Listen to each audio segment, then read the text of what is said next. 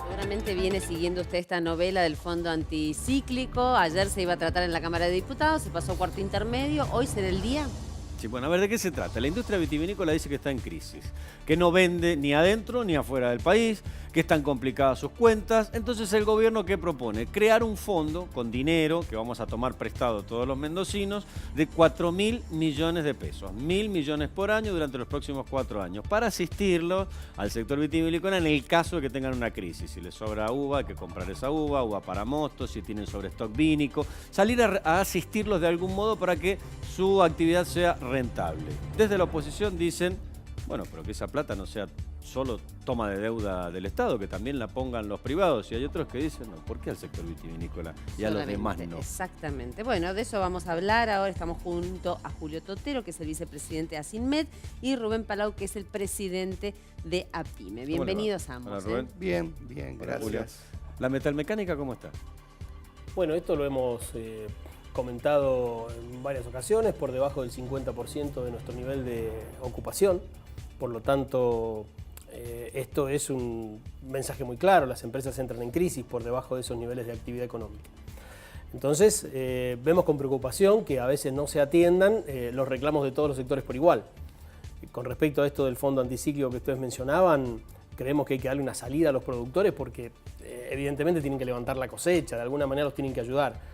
Ahora, si son 4.000 millones, si son 1.000 por año, creo que esto habría que analizarlo mejor y sobre todo darle una mano también a los demás sectores que también se lo merecen. Es decir, la vitivinicultura hoy es el 6-7% del Producto Bruto Geográfico de la provincia, la metalmecánica debe ser el 3,5, el 4%, y sin embargo nosotros no tenemos ni cerca el apoyo que tiene el sector vitivinícola.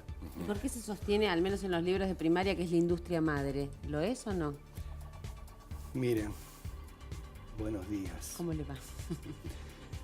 Claro que la industria madre, la industria por excelencia nuestra de las economías esas regionales que tanto hablan y que tanto prometieron en sus promesas electorales, etcétera, etcétera.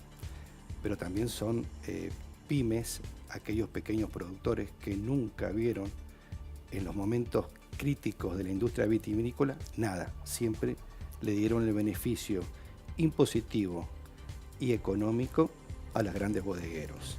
Esto se repite en todas las economías regionales, o sea que no somos en Mendoza, hay este problema. En todas las economías regionales siempre se benefició a los grandes, en este caso bodegueros o al campo. Pero las pymes no estamos fuera de este ámbito y tenemos grandes y muy graves dificultades, no solo para actuar, sino que necesitamos créditos blandos. Necesitamos que las tarifas estén acorde a las necesidades del mercado, porque no somos exportadores. Veníamos hablando con Julio recién fuera de cámara y nos asombramos del sistema financiero, cómo nos está pegando la FIP en cuanto a los créditos que nos dan, que nos aumentaron en cuanto a pago de cuotas. Y nos reíamos, ¿cómo vamos a salir de esto? No hay forma, decíamos con Julio. Miren, esto realmente es trágico y dramático. Si las políticas públicas no están acorde a la necesidad del mercado interno, chau pymes. Llámense de servicio, de comercio o de industria. Claro, lo que queda claro es que ninguno de ustedes, ni las pymes, ni la metalmecánica, tiene el poder de lobby que tiene la industria vitivinícola. O por lo menos no tienen el acceso a los despachos oficiales que tienen ellos. Es así, pasa un poco por ahí. Nosotros venimos haciendo pedidos puntuales que no son ni subsidios, ni este tipo de ayuda, digamos, para nuestro sector, pero sí hay cosas que dependen de la gestión a veces de los gobiernos, tanto provincial como nacional, y que son cosas de sentido común que a veces se deberían llevar adelante para aliviar un poco la situación de las empresas. ¿De qué vivimos las empresas? De los negocios, del trabajo. ¿Qué es lo que sabemos hacer? Generar empleo. No sabemos especular. Las empresas no tienen plazos fijos en los bancos, al menos las pymes, ¿no? No especulamos con esa situación. Entonces, ¿qué es lo que venimos pidiendo? Aprovechar las oportunidades de negocios que el mercado presenta. Y eso se consigue con una clara articulación y eficiente articulación entre el Estado, los inversores y las pymes. Eso hay muy poca acción en ese caso. Hemos pedido también, esto lo venimos sosteniendo desde hace ya varios años, no es solamente durante esta gestión, que haya una activa política de promoción del comercio. Es decir, hacen falta muy pocos recursos, no 1.000 millones. Estamos hablando que con 4 o 5 se alcanzan para nuestro sector. Una política de promoción del comercio, para que nosotros, porque a las pymes les cuesta mucho llegar a los mercados internacionales, y hoy es una oportunidad, el dólar a 41 pesos. Pero ¿qué pasa ahora? El presidente está haciendo acuerdos comerciales para vender limones. Es lo único que tenemos, no hay otro producto aquí en la Argentina. Yo creo que están equivocados en la política de comercio internacional. Es decir, yo creo que lo que hay que vender son productos de alto valor agregado, más allá de vender obviamente los productos del campo, los productos agroindustriales. Los de alto valor agregado, como son en nuestro caso la metalmecánica, que hasta el año 2010-2011 tuvimos una fuerte inserción básicamente en los mercados de América Latina, donde equipos desde nuestra provincia salían desde Estados Unidos para abajo a todos los países de América Latina y algunos casos de Europa también. Y hoy no lo estamos haciendo porque perdimos, es decir, se produjo un bache por la falta de competitividad, por el retraso cambiario, y hoy con esta nueva política monetaria que esperamos que más o menos se estabilice y con el transcurso del tiempo podamos tener mayor previsibilidad que la que hoy tenemos, y bueno, podamos avanzar otra vez sobre los mercados internacionales. Pero a las pymes nos cuesta mucho llegar, y eso es lo que a veces pedimos al Estado, que nos ayude a armar planes de negocios en el exterior, también que nos ayude a salir a los grandes centros de consumo y también que nos ayude para poder llegar a las grandes compañías, a las cuales a veces las pymes se les complica. Bueno, estas son cosas que nosotros pedimos acá en la provincia, que nos escuchan, pero esperamos resultados de esto. Creo que hoy hay alguna predisposición para escucharnos en este sentido, pero necesitamos hechos concretos. Claro. Y a nivel nacional hace falta una política de control del comercio que se perdió. Es decir, nosotros no queremos una política de control del comercio quizás a lo Guillermo Moreno, ¿no? Pero sí una política... Con la pistola arriba de la mesa. Claro, una política de comercio que a mí me diga, hay gente que sabe que el acero hoy en Europa vale 60 centavos y nosotros en el mercado nacional, en las usinas, lo pagamos a $1. Y en el mercado local lo pagamos a $1.30, $1.40. Claro. Entonces, el insumo básico que hoy tiene la metalmecánica, que es el acero, se paga más del doble de lo que se paga en Europa.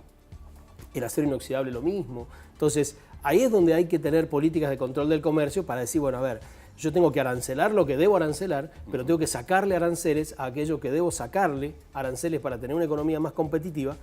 Y esto también lo pedimos a nivel nacional, y es como que el mercado parece que quiere regular todo, y a veces me parece que el Estado debe intervenir en algunos sectores sensibles. Algunas variables. Por ejemplo, la industria vitivinícola. A ver, cuando la cosa se complicó y no era rentable exportar, empezaron a exportar en tanque el vino y dejaron de lado el embotellado, la etiqueta, el corcho, la caja, el packaging, el diseñador. Entonces eran pymes.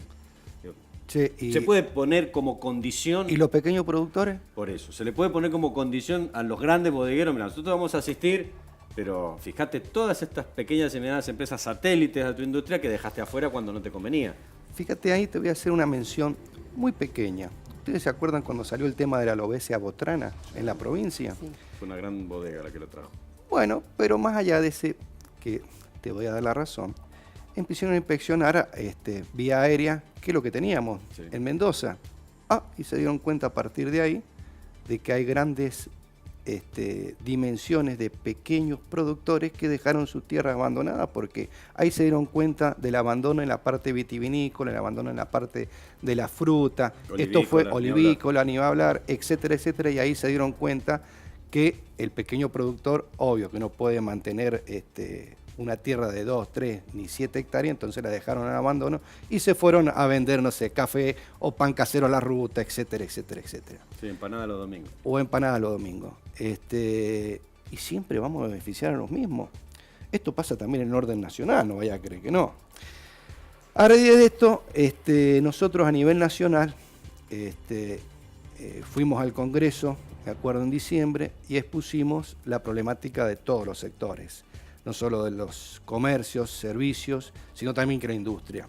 Y denunciamos que todos los días 25 pymes se cierran en el país. Hoy ya son muchas más, ¿de acuerdo?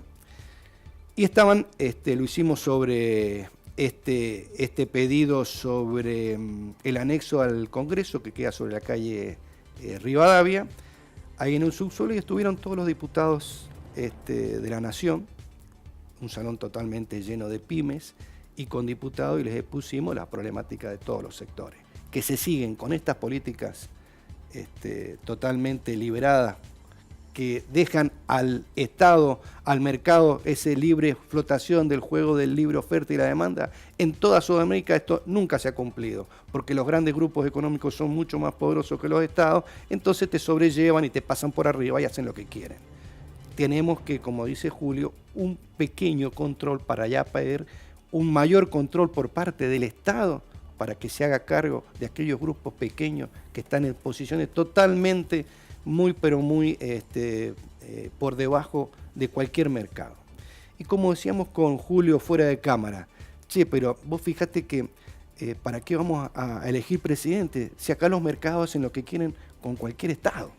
Entonces tenemos que ver también esa posibilidad que todos los mercados o los indicios internacionales cuando dicen el dólar sube o baja porque los mercados... No, señores, tenemos que tener medidas que nos protejan de proteccionismo frente a los problemas externos para un mercado interno que sea sumamente fuerte. Pero pedimos medidas en un estado totalmente diferente al actual.